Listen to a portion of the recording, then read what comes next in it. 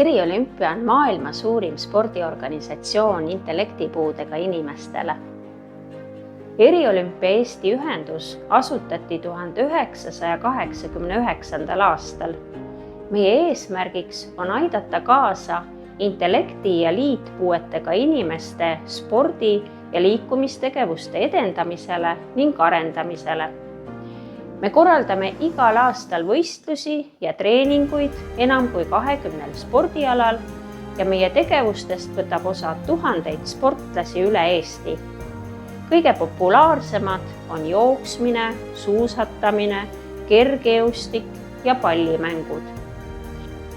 Samuti osalevad meie sportlased rahvusvahelistel võistlustel, millest suurimad on Eriolümpia maailmamängud, mis toimuvad iga 2 aasta tagant. Eriolümpia muudab unikaalseks divisioneerimise süsteem, mis pakub võistlusvõimalust iga võimekusega sportlasele, olenemata tema vanusest.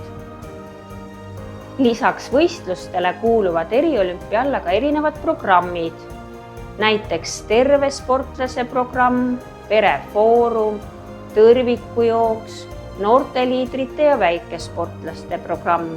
Lisaks korraldame erinevaid seminare ja koolitusi, treening- ja spordilaagreid ning teeme koostööd ülikoolidega.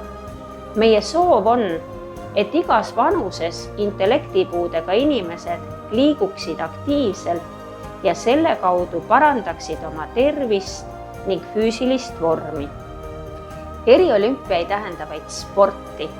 See loob võimalusi, avardab silmaringi ja tõstab sportlaste sotsiaalset toimetulekut ja aitab tunda end ühiskonnas väärtuslikuna.